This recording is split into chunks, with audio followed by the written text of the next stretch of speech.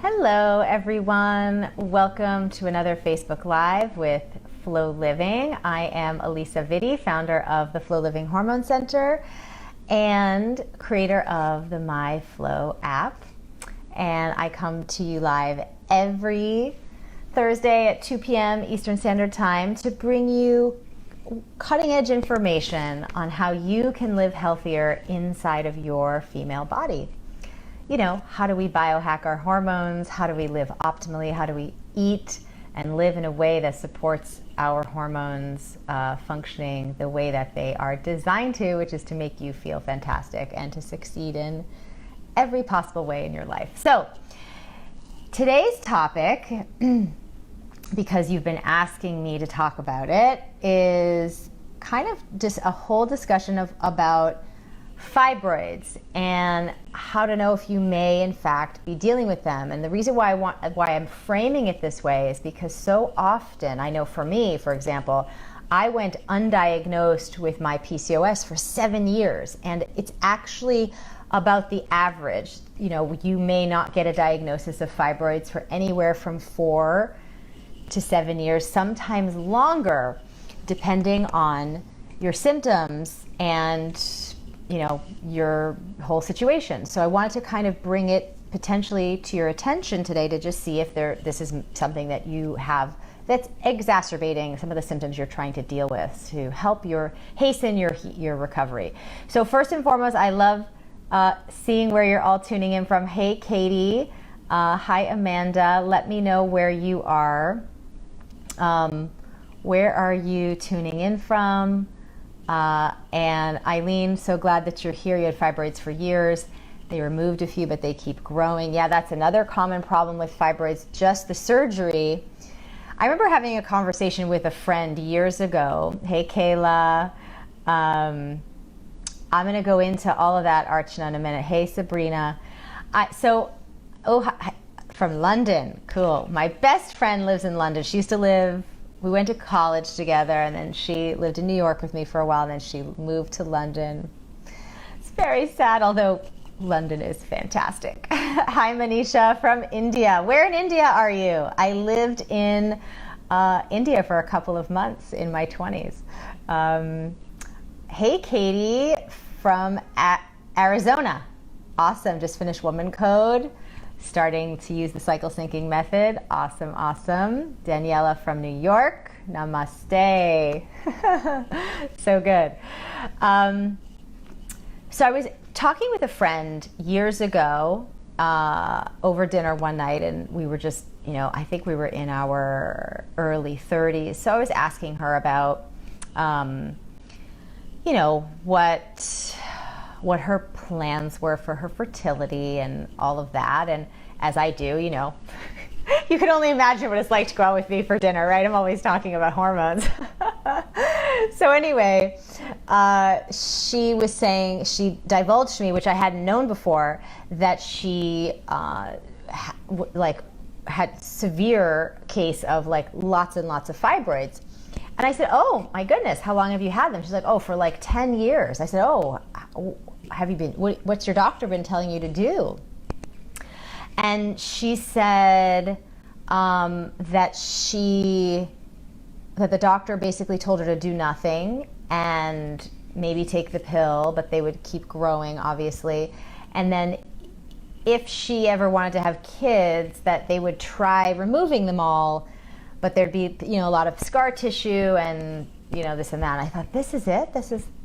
That's the only... And there's so many different surgical procedures that you can have that aren't as aggressive.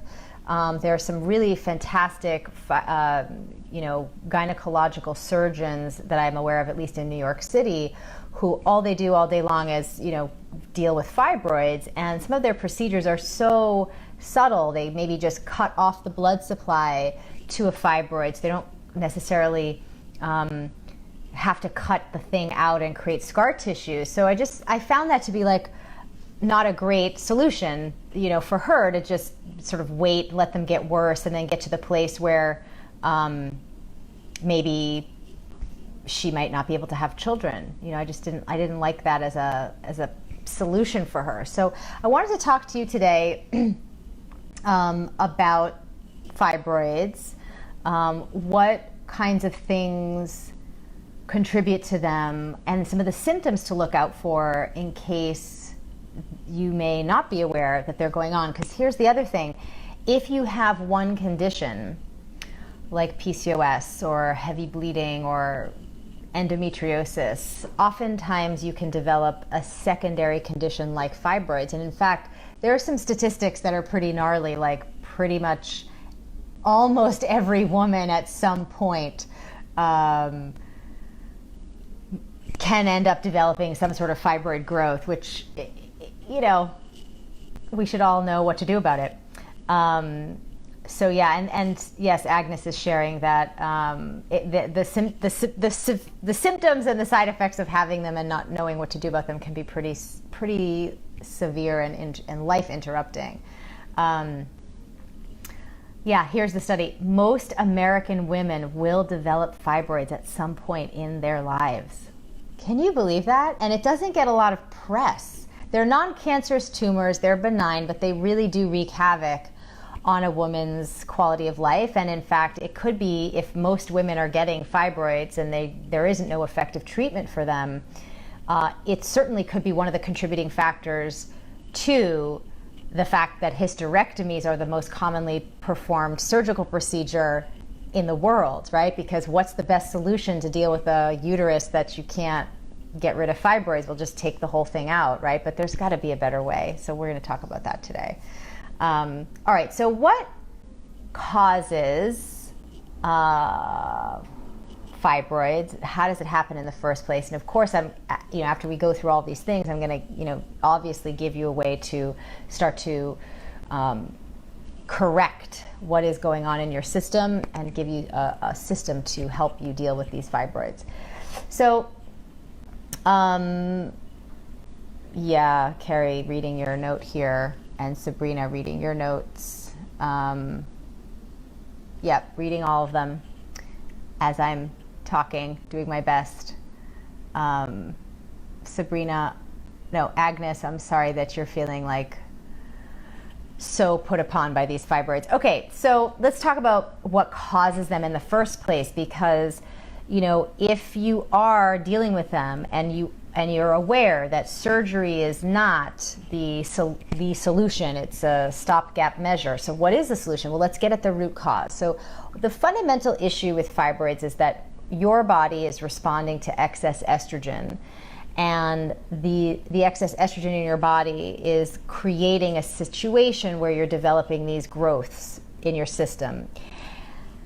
And you may remember back to my now famous coffee blog, 5 things to consider before you take another sip of coffee or caffeine, that there's a genetic component here about how you metabolize estrogen in your liver. There's methylation factors, there's the CYP1A2 gene, the MTHFR gene, the COMT gene. There's several genes that allow your body to produce enzymes that break down estrogen. There's your gut microbiome. If you have had a history of taking synthetic birth control or lots of exposure to antibiotics, the bacteria, specifically the estrobolome bacteria that specifically breaks down estrogen in your gut, could not be working. You could have a whole host of reasons why your body is flooded with too much estrogen. You could be exposed to too many chemicals and pesticides. My goodness, in America this past few days, the breaking news that I'm surprised and delighted to see that they're coming out finally to say that glyphosate has been now absolutely reported to be in a lot of commercial cereals and grains that have been promoted as healthy for adults and children, which is causing cancer because it's mimicking estrogen in the body. So you may not have switched to all organic products. There's a whole host of reasons why you're in a position where a fibroid has developed. It doesn't, and I'm sharing this for 2 reasons. One, because I want you to know that it doesn't just sort of randomly happen to you. Nothing randomly happens in your body. There's a cause and effect. And I want you to understand the causes because, and that's the second reason, there's so much you can do to address the causes. If you get rid of the factors that are exacerbating your condition, right? Instead of having your fibroids just regrow and regrow, if you happen to have a myomectomy or an ablation therapy or some full removal of your fibroids, they might not come back, right? Isn't that what we would want, right? If you're going to go ahead and have this surgical procedure to try to address fibroids that have overgrown to a point where your quality of life is being impaired, by all means, that's the right thing to do. But make sure that you're doing everything you can to address the why they're growing in the first place, to slow that process down so that you don't find yourself back in the same situation a few years later, because that is not progress. That's just a temporary stopgap, triage. And I want so much better for you than temporary solutions. I want deep remission of your hormonal problems, and that's what we strive for at Flow Living. So I hope that I'm curious, those of you who are suffering with fibroids, those of you who may be thinking you may have them, I'd love to hear from you in the comments. What of these estrogen contributing factors do you suspect is at play with your own hormonal situation? Where do you think you're getting too much estrogen exposure? Is it coming from your diet? Is it coming from a genetic factor? Is it coming from stress? Where do you think is it coming from, not being organic? Do you live near a golf course? Oh my goodness. I feel like golf courses should be banned. I'm not against the sport. I'm just against the pesticide use that ends up in our groundwater, that are near our homes. I always think of how that's like a big real estate selling point. Like, ooh, you can live overlooking the 18th hole. And I'm like, and would you like a side of, illness with that real estate purchase? Anyway, that's just, I don't get it. Is your problem exposure to medications, birth control? Where do you think the weakest link is? Okay, I'm going to read some of these. Sabrina is not on birth control, but is thinking about, like, what can I do? I'm about to, actually, there's going to be like an Instagram story about what to use for birth control, but like barrier methods are the only way to go. Condoms and a diaphragm or sponge or cervical cap, those are the best. Don't use anything hormonal. And the ones that fit over the cervix, you can put in like in the morning, and you can leave them in all day. They don't cause any issues, so you don't have to like break the spontaneity factor if you're dating. Eleni is saying food choices are a contributing factor. No exercise, stress. Yep. Dominique, stress, genetics, sometimes food. Eleni, making hormones. Yep. Kimberly, stress, chemicals. Oh, candles and home cleaners. Oh my God. That stuff is the worst. I don't know how they get away with selling that stuff. You got to get rid of that stuff, okay? See this thing behind me? Okay, this is a cold diffuser. So I put water in the base of this thing. The top comes off. Here, I'll show you. The top, I can't stretch it. The top comes off, and I put water in the base, and then I put my own organic essential oils in it, and then I diffuse it through the home, especially during cold and flu season. I put lavender and lemon and eucalyptus, and I do all sorts of things. So there's no reason to use any of that other stuff. I won't name names, but like, stay away. Okay, Ingrid is not sure, but you're learning about the cause. Yeah, the surgery is no. Yeah, oh, flying a lot. That's a tough job. There's a lot of exposure to chemicals. I was actually on a plane this past weekend, and there was a sign. I'd never seen this sign before. It said, this area contains chemicals known to cause reproductive harm, and I thought toxicity. And I thought, wow, that's new. And it was as I was just entering, I was crossing the threshold between the like hallway that connects the terminal to the airplane, I guess, and actually getting on the plane itself. So there's a lot that you have to deal with. It's definitely stressful.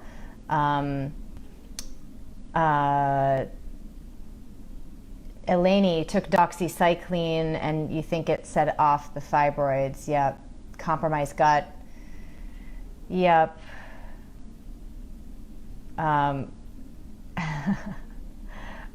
Where can I get that diffuser? I got this one at Sage Wellness, SAJE, but you can get them. You can get them all over the place. Yeah, I totally love essential oils. I've been using them forever. My mom got me into them. Yep. Great. Okay, so a lot of you are starting to make some connections that there are some things that are happening in your life that are contributing to making this worse. And that's really an amazing first step, that you're even connecting those dots. You know, it's really important to recognize that this isn't just something that you are a passive victim and, oh my God, all of a sudden out of nowhere this has happened to you. That there is a gradual process that creates an internal ecosystem where something like this can happen. And that's actually good news, because if there's a path that got you here, there's a path that can get you away from where you are right now. And that's the big news that I can share with any woman who's dealing with, whether it's fibroids or PCOS or endometriosis or just difficult PMS or periods. There's a reason why it's happening, and those are the very reasons that can make it stop happening, which is such a relief. Okay, so let's kind of dive into the symptoms, especially if you're someone who thinks, gosh, I just have a really difficult period and I don't know if I have fibroids. It may be that you do have fibroids and you need to ask for, a transvaginal ultrasound to make sure that your uterus is clear of fibroids, or if you might actually have them and they've been not being diagnosed. And again, that's a pretty common problem. So here are some of the 6 pretty standard signs that a fibroid may be present. So certainly the first indication is heavier than normal flow. Again, and the reason why this is an important one is that because of this, frankly, misogynistic mythology that surrounds our menstrual experience as a whole, heavy bleeding is just like lumped into, oh, it's just the curse of being a woman. But no, if you're bleeding through super absorbent whatever on a pretty consistent basis all day, every day through your bleed, that's not normal.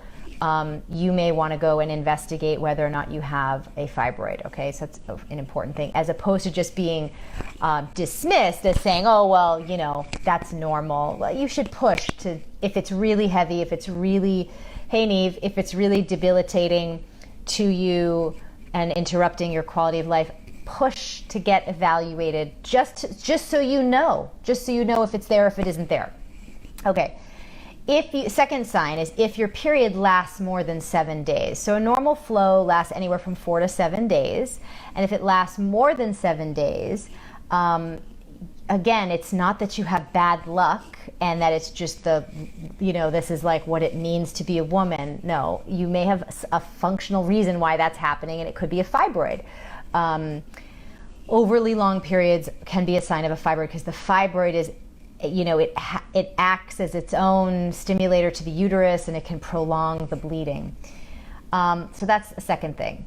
Feeling like you have to urinate, but nothing really comes out. So pressure that you're feeling on the bladder. It could even, and I'll kind of like move into this next one, like pelvic pain, pelvic pressure, which you might notice during intercourse if you're with your partner, male or female, depending on what you're using. You could feel discomfort that just is always a part of the equation when you're having penetration. That's something you should pursue and investigate. Go have a transvaginal ultrasound, see if there are, fibroids don't just happen inside of the uterus. There's different kinds of fibroids, one of which is referred to as a pedunculated fibroid, and that can actually grow off the uterus itself and hang into the other parts of the pelvic cavity, which can create pressure on the bladder or the pelvis and make it really uncomfortable, like you always have to pee or you're having pain during sex.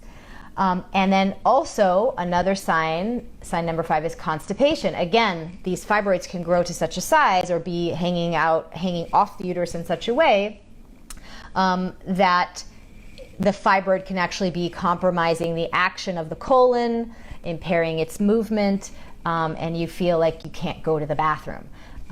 So if you're kind of like, yeah, if you've somehow normalized it for yourself that you can't go to the bathroom unless you're taking stool softeners or tons of magnesium citrate to loosen the stools, and you think, well, that's just, it's healthy, so it's okay. Again, I would love for you to just push for an investigation to see. And then finally, the other thing to consider is backaches and leg pain. Again, are you having something that's growing inside of the pelvic cavity that's putting pressure on your back and on your sciatic nerves that can cause back and leg pain, right? And if you always feel that way and there hasn't been a good explanation provided to you, you've gone to the chiropractor, you've gone for acupuncture, you go for massage, you always kind of feel not right, could be a fibroid. And I think that it's really, really important to check that out. Lorraine, everything that I'm talking about here is relevant to your mom that's in her 60s. So I think it's really, really important that if you have any of these symptoms that you push for a transvaginal ultrasound, right? That's the best way to determine whether or not you are dealing with a fibroid. And it's good to know, because why? Well, it's just the nature of us as human beings, right? We're motivated to take action when we know that there's a problem, right? Because if we just think, oh, this is just normal, this is what's so insidiously bad about this misogynistic mythology that surrounds our periods. We're just conditioned to think that suffering is normal because we're women, and so we don't take any action to help ourselves. And that's really so unacceptable. So I'm always here to remind you that if you don't feel good, something is up, your intuition is right, you know your body best because you're the one living inside of your skin, and you should push to understand with your various healthcare team what's going on so that you can put together the strategy that's going to help you start to feel the way you want to feel, which is absolutely your birthright.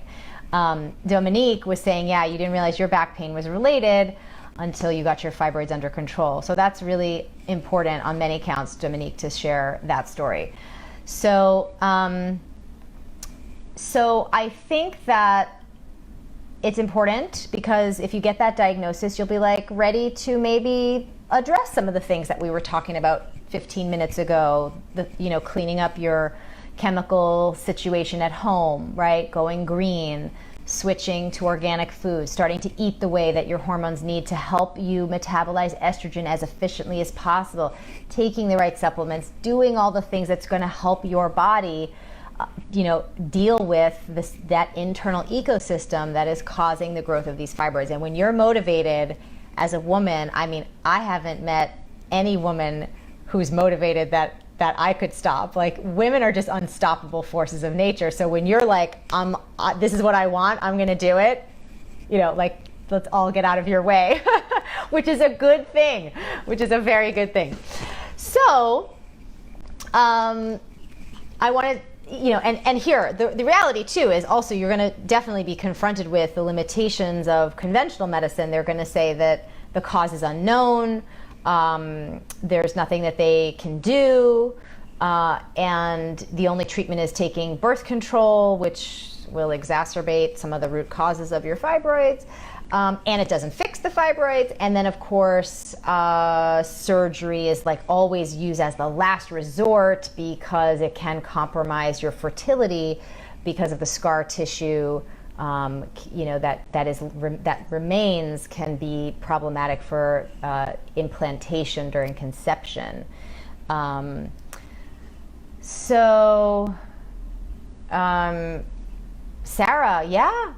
Kayla, yes, a transvaginal ultrasound is what you would need to confirm whether or not you have fibroids.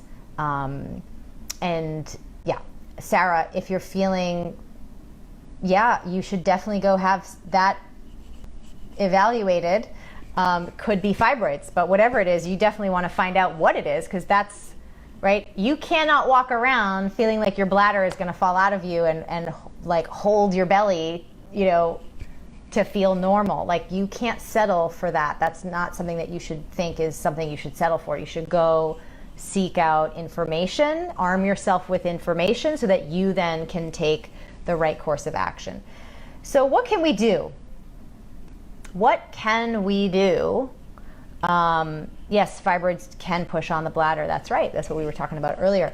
So what can you do if you find out you have fibroids? Luckily, there's a lot you can do with food to address the hormonal imbalances that feed fibroids, right? And that's what we want to do, is get you to a place where they're not being stimulated to grow bigger, to develop more of them. If you do have ones that have grown to the, you know, I mean, I've seen women who've had fibroids the size of cantaloupe, grapefruits. I mean, these are all unacceptably large, you know, tumors in the body that have to be removed. So sometimes you can't avoid surgery, but by all means, be doing the food and lifestyle changes leading up to the surgery and forever after the surgery, so that they don't regrow.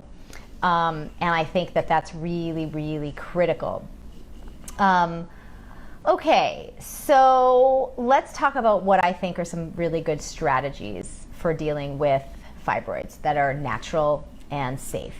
So first is really understanding the sort of symptom pattern of your cycle, right? So I really am an advocate for everyone tracking the symptoms throughout their cycle. That's why in the MyFlow app, you have different symptoms that show up each week of the cycle that are pretty standard to those phases. And it's important for you to be tracking, like, do you have a surge? For example, if you have fibroids, it's very likely that during ovulation, you're going to feel exaggerated effects of estrogen because you're already hyper stimulated by estrogen. So during ovulation, you're not going to necessarily feel great like you're supposed to during ovulation. You're going to feel like you're breaking out, or you're going to feel bloated, or you're going to feel something. What are those things? And are you noticing them at ovulation and during the luteal phase? You may be in a place where, in fact, you don't feel good 50% of the month. And it's important for you to have that data, again, because it's going to help you feel properly motivated. Like, you know what? This isn't worth it. My quality of life is so diminished. 50% of my month, I'm having symptoms. I'm not feeling good. I want to do whatever it's going to take to get my body, you know, metabolizing estrogen more effectively. I want to reduce all my exposure. You're going to just do it, right? So that's why I think that's the first place to start, is let's not ignore and try to avoid. Let's face it head on. Let's see how intense the symptoms are so that we can be aggressively taking action. Okay, second thing, of course, is eat to metabolize estrogen. I mean, it is so important to do all that you can to help your body offset estrogen production if you're someone who's hormonally sensitive. So how do you know if you're hormonally sensitive? If you're watching this, chances are good you are. If you have severe PMS, if you have a diagnosed menstrual disorder, if there are history of, you know, hormonal problems in the family, you are someone who may have genetic variations that limit your body's natural ability to break down estrogen. And so you can do a lot with food to help your body, your liver, your intestines, help you break that estrogen down as quickly as possible. So we talk about this in the monthly Flow program, in the Flow protocol all the time. This is a key part of how we get results for women, is we help them break that estrogen down. There are so many foods. Some of them are unexpected, like pears and apples. They really help the body. The malic acid really helps the body. Flax seeds help the body flush estrogen.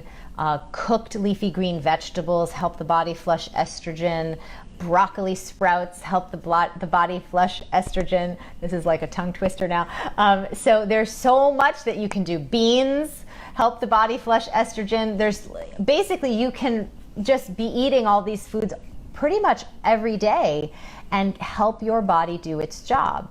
the detox formulation this is so important that there's one formulation in the Flow Balance kit, the supplement kit, that is like foods and micronutrients and antioxidants that help the liver do its job of detoxification more effectively so that you can be breaking down estrogen more effectively. So that's another reason why this is just such a critical point. Balancing your microbiome is another key thing. So getting your gut bacteria to perform optimally is key for so many reasons, but absolutely for estrogen metabolism. And you've got to make sure that you're not having this as a place, where we were talking about before.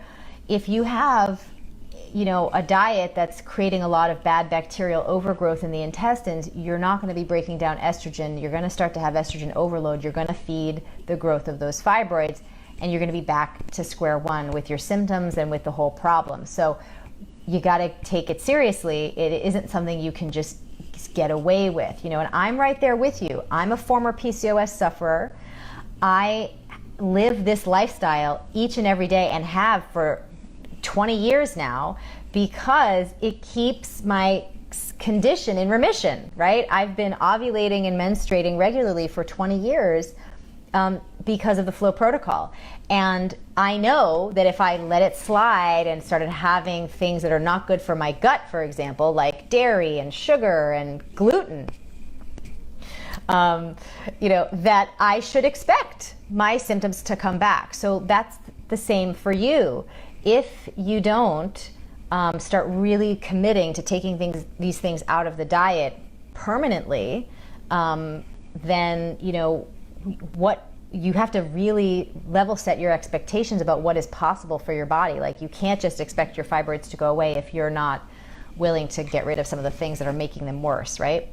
It's funny, I'm explaining the problems with gluten to my daughter now, so I've noticed that if she does consume gluten in small amounts, that she gets constipated. So she's just about to turn 4, and one of the things that I do is I have her look at her poop after she poops, right? Which I would have you do.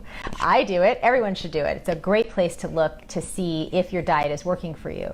So I'm teaching her to evaluate her bowel movements to see if she needs more vegetables or less of something else. And gluten, now we're doing an experiment to see if gluten is a problem for her, right? Which is just by stool analysis. So it's really empowering, even to someone who's just about to turn 4, to make the connection that what she's eating is having an impact on her health. And I hope that that's a skill that she has for the rest of her life.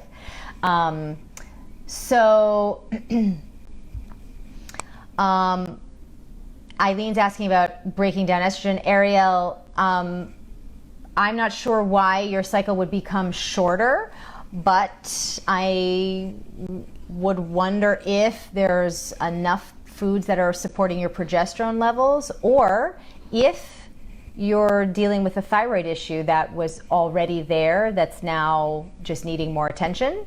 But definitely reach out to us at support@Flow Living so that we can get you set up with a period coach, a flow coach, to talk about what might be going on with you. Yes, with thyroid problems, which that's another factor, thyroid issues and fibroids and menstruation can, that can be a whole added level of problems for that. And yes, Tanya, the supplements will definitely be helpful for the thyroid. So the last thing that I want to talk about in what you can do is supporting your liver function, right? So the liver gets any metabolized estrogen ready to leave the body in the form of sweat and in the form of bowel movements, right? So if you can decrease your caffeine intake, which can slow up the liver, if you can increase cruciferous fibrous foods to help the transit time be faster in the gut, if you can get rid of the sugar, if you can start eating liver supportive foods like the ones we were talking about, the same ones that break down estrogen also support the liver, all of these things are going to help your liver do its job. And this is one of the great ways that you can start to take a lot of action to help your body combat the situation with fibroids, which I just think is so empowering to know, because when you first of all, when you don't get a diagnosis and then you go years and years suffering and you don't know why, that doesn't feel good. Then you finally get a diagnosis and you're told, well, we don't know why it's happening and there's nothing we can do. That's not good either. I was in that same situation when I went 7 years without being diagnosed with PCOS. Then when I finally did insist upon a transvaginal ultrasound and we saw that my ovaries were covered in little tiny cysts, I said, well, great, now we know what it is. Now there's a reason why I haven't been getting my period really from the age of 12 to 22. Wow, okay, great. Now I know what that was all about. What can you do for me? We can't do anything for you. That is a terrible position to be in. And it's not actually the case, right? Now, conventional medicine doesn't have the tools to deal with chronic systemic issues like, things of the hormonal nature, for example. But functional medicine does. And what we're learning in functional medicine is that depending on your diet, you're affecting gene expression, you're affecting pathways of elimination, you're affecting estrogen metabolism, you're affecting immune function, you're affecting microbiome health. You can impact so much about how your body performs just by playing with your food and just by playing with supplements. It's profound what can happen.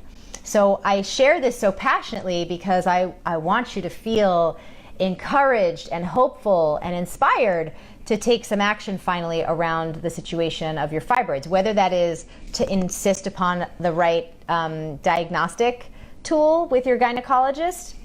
If after learning what the potential symptoms of these could be, like backaches and the feeling of having to pee or heavy bleeding or too long of a bleed, if that's happening for you, go get the transvaginal ultrasound. If you know you have fibroids, start playing with your food, reduce chemical exposure, take the steps that are going to make a difference to address those root causes, because it will change your quality of life. And if surgery is something that you really need to do because a fibroid has grown out of bounds, do the surgery, work with an excellent surgeon, consider all the options, but make sure you clean up what is contributing to their growth in the first place in your home environment, in your food situation, so that your internal ecosystem post-surgery is one that does not continue to proliferate more and more fibroids, right? So that's the big message I have for you today. And of course, we have helped women for decades deal with their fibroids at Flow Living. And if you're really wanting some more support to help you with fibroids, I would love for you to consider doing the monthly Flow program. It's the premier program at Flow Living that delivers the Flow protocol to you in a video format. I'm talking over all the slides and all the learning that you'll be doing. It's broken down by each step of the protocol. Your hand is held the whole way through, because remember, I designed this for me, the me that didn't get the hand holding when I was in my early 20s dealing with my PCOS. And I promised myself that if I could create a protocol that was effective, I would find a way to make it universally accessible and easy to do, to take out the overwhelm, because I mean, that's the other thing. If you're feeling overwhelmed, like, oh my God, where do I start? That's reasonable. And that's another reason why I would love for you to consider the monthly Flow program, because it really breaks it down into doable, slow, digestible parts and helps you get from where you are today to actually getting to where I'm telling you can be in 3 months. So I just am passionate about women giving this protocol a try, because again, having worked with women now for 17 years in every continent, I know how profoundly powerful this protocol can be. So thank you, ladies. I'm feeling the love. I love you back. So if you are interested, oh my God, Miss, you had one that was 4 pounds. Good Lord.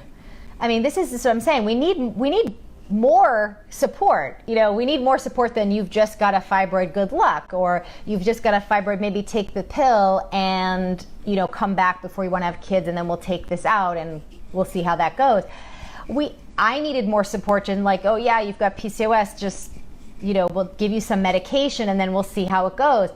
I want better for myself. I want better for us as women. So I built the thing that we needed, which is this sort of everyday support with functional nutrition at its core so that you can, with your fork, eat your way into more optimal hormonal function. That is 100% in your capability of doing. But I do also appreciate that it can feel challenging to get started. So the flow protocol in Monthly Flow is my favorite way for you to do that, to really dive into how to start, how to get these changes to start happening for you. So if you are ready to take that step today and you're dealing with your fibroids, I would love for you to try the Monthly Flow program. And for those of you who are ready to take action in the next 24 hours, if you purchase Monthly Flow and you send your receipt to support@Flow Living, let me just type that really quick, support@Flow Living, then there's a really cool special bonus, of course, because I want to reward you for taking action for yourself today. I know that it is easy to put it off, but this is really just about you giving yourself the tools that you need to start making progress with your hormonal health, and I want to celebrate the fact that you're taking that action today. So here's what you're going to get. It's the Get Me in the Flow Fast package, because if you've got fibroids, you need to start feeling better ASAP. So first, you're going to get our famous 4-day hormone detox, which is going to help you very quickly break down estrogen in 4 days, where you're going to start to feel, you know, noticeable relief from the overload of estrogen in your system. You get recipes, shopping lists, the meal plan, activities, everything to do to really start flushing all this excess estrogen out of your system in 4 days. People love this cleanse. You're eating all day long. I'm not going to make you starve. You're going to feel great, and you're going to be very encouraged by just what 4 days can do to start taking that next step with Monthly Flow and really committing to this as a lifestyle for you. So there's that.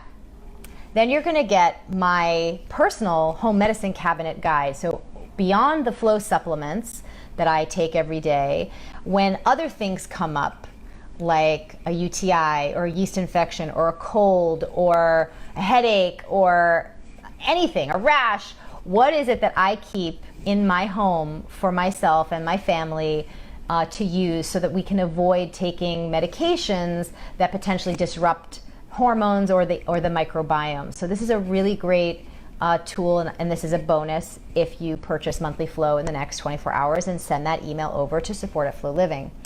The next thing you're going to get, there's 2 more. You're going to get my cycle rituals guide. So you know that I'm the creator of the cycle syncing method. These are the rituals, the elixirs, the tinctures, the things that I take and do each week of my cycle, that it's a really easy way for you to start dipping a toe in the world of the cycle syncing lifestyle. So if that's something that you've been curious about and you've heard how helpful it has been on our social media feeds to other women, this is a great way for you to get started without getting overwhelmed. And lastly, I want to gift to you to celebrate you taking action for your own hormonal well-being, the very popular Happiness in Your Hormones Masterclass audio. And you're going to learn all about how your mood can be improved by certain changes in your diet and your lifestyle, what to do if you're someone who struggles with a lot of mood destabilization throughout the cycle. I'm going to give you very practical things that you can start incorporating immediately to see changes immediately in your mood so it's much more even, which I think is important because it's very likely that that's also something that's going on if you have all this excess estrogen with fibroids, that your mood is also a little bit unstable with anxiety and depression at certain times of the month, and I want you to have a tool to address that too. So This package is really designed to help kickstart you getting back in the flow, even in advance or while you're beginning the monthly flow program. And then monthly flow is sequentially based food system that's going to really help you detox and replenish missing micronutrients. So I'll take you through the steps of the protocol just so you know what you're diving into. So the first step of the flow protocol is about balancing your blood sugar. Very critical piece of the flow protocol. You cannot miss doing this. Your endocrine system will not begin doing the other things it needs to do, like detoxing estrogen, if the blood sugar factor is not handled and handled well. So that's why that's the first step. You can't access optimizing, biohacking your hormones if you don't handle your blood sugar. So that's the first step. The second step is really addressing stress and calming down the hypothalamic, pituitary, adrenal conversation. We're also going to deal with, in the third step, detoxifying the estrogen factor, dealing with the microbiome. We're going to really address all the things that we've talked about today. We're going to address the liver in the third step. The fourth step, you're going to learn about the cycle syncing method and how that is the maintenance lifestyle to make sure that you don't fall into relapsing into your symptoms again. And then the last step is one that we didn't get a chance to talk about today, but there is a blog article on the Flow Living site that if you're dealing with fibroids, I would love for you to read, which is called The Emotional Root Causes of Fibroids. And we didn't get a chance to talk about that today, but there is an emotional component to just about every issue that the body can have. And fibroids has its own unique emotional and energetic component to it, and so it relates to different ways in which our energy is stagnated, right? So this last step of the protocol is where we integrate the mind-body conversation, where your feelings about situations are addressed so that they're not secretly working against all the hard work you're doing with your food and your diet. And this is one of the unique features of the Flow protocol. We're not just dealing with the functional medicine piece, we're also dealing with the whole person piece as well. And nobody else does that except for Flow Living. So I really want to encourage you as much as I can, because I know how much better you could feel if you're thinking about checking out the Flow protocol. The monthly Flow program is the best way for you to do that, to get it really anchored in your life, to really figure out how to apply each step of the protocol precisely to you, to get the support that you need, and to get these bonuses that are going to help you even more. So again, just with purchase, send your receipt to support@flowliving.com, and you can access all the bonuses via email. Going through the Flow protocol in the monthly Flow program, you can do it in as quickly as 7 weeks if you worked on it that quickly, but you could also take up to 3 months to do it if you want to pace yourself. You do it at your own pace. You can do it really fast. You can do it sort of the normal pace, which is 2.5 to 3 months. So it's up to you how quick you want to work through it, but it is designed to be absolutely doable in small stages where you can actually achieve this. So I'm loving hearing that Missy was saying nobody ever told me why I ended up this way with fibroids. Loving this information. This is why I do these weekly Facebook Lives, to really bring this education and information to women everywhere. And I love that you guys tune in, you ladies tune in from all over the world to learn about what's going on in your body and how you can start to thrive in your body. So first step is getting the right information, and we are passionate about providing you with the right information at Flow Living. And the second step is taking the right action. So I want you to get into action, whether that's with the monthly Flow program today, with the supplements, take some action, because that action, especially the ones that we've curated and thought long and hard about what is the best practices, these are going to get you to your goals, which is remission from your symptoms. That's what we want. So I'm so happy that you joined me today. I hope we all learned a lot. Share it with a friend who you think who has fibroids. They if you didn't know about this information, chances are good they don't know about it either. And spread the good ovary karma by sharing this information, sharing this Facebook Live. They're all saved on our video feed on the Facebook page. So you can watch them anytime you want and share them however many times you'd like with someone that you care about, because together women seem to be changing the status quo left and right. So let's also change the status quo on modernizing menstrual health care. That's what we're up to at Flow Living, and I'm just so eager that every woman knows what's possible for her health. So that's my time for today. I am hopefully going to see a lot of you on the membership side of things after you log in, and welcome you to the monthly Flow program. Don't forget to email support@Flow Living to get your bonuses via email. And I will see you next Thursday for another rousing discussion about women's health and how you can thrive in your body. Until then, take really good care of your ovaries. Bye.